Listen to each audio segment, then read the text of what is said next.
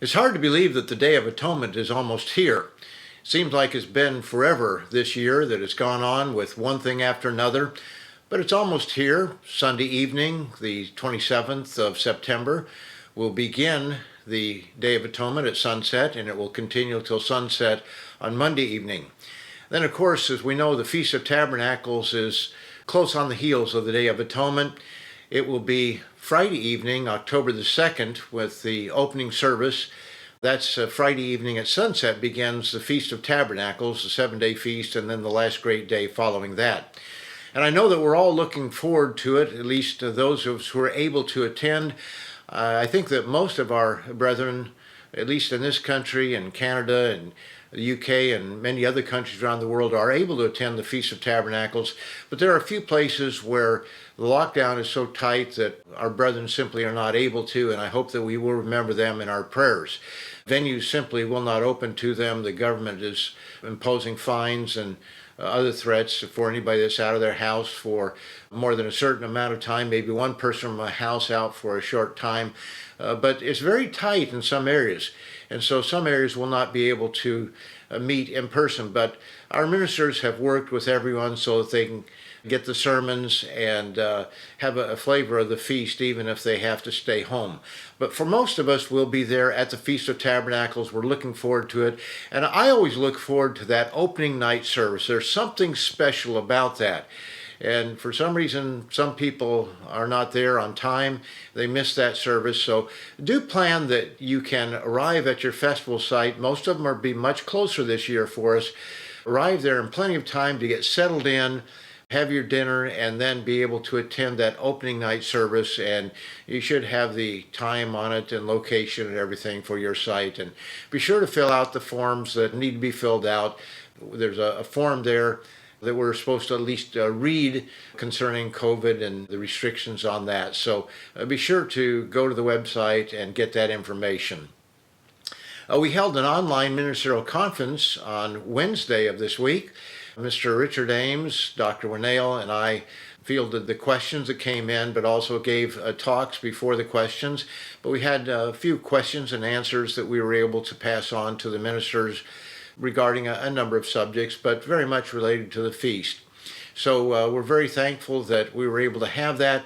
We really do need to do this every year before the feast, and we have had more online conferences this year than we normally do.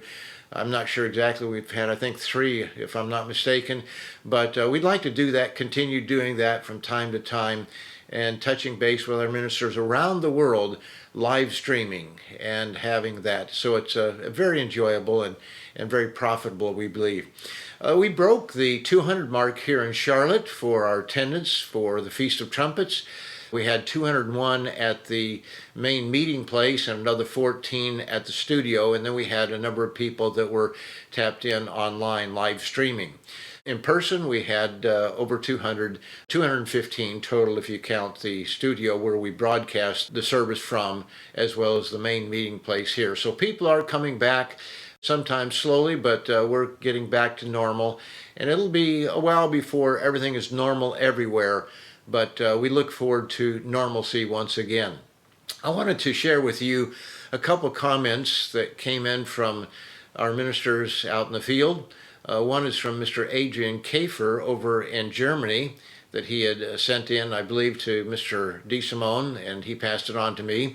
And also in the weekly update from Peter Nathan last week, I want to share something that was written there, because it does reflect what we see happening all over this world at this time. Mr. Kafer writes, after the first week of German Facebook ads, I received 40 orders for booklets, mostly 14 signs in German, which is 5 times the amount of orders I normally receive on average per week. Now, we have a very, very small work there in Germany, but Mr. Kafer has just been a real trooper and has done so much for the work over the years. We were very happy when we were able to ordain him not long ago, just some weeks back, a couple months ago, when Mr. Nathan was able to travel over there and ordain him. To see that we have 5 times the normal number. Now the numbers are small, that's 40 in a single week, but that's a lot because there was a time when Mr. Kafer had to put all the booklets together by hand, copying them, stapling them, trimming them. We don't do that anymore, but still he has a regular full-time job and has to do all the mailing and everything that needs to be done. So he's saying that maybe we could interrupt paid advertising during the fall holy day season, saving money and not having too much of a backlog after the feast. Anyway, I had to order more booklets from Canada, and we do send out booklets, especially for the smaller orders from Canada, Germany, the Netherlands, even some for down here. Now, Mr. Peter Nathan writes that literature continues to flow out of the office faster at times than we can receive.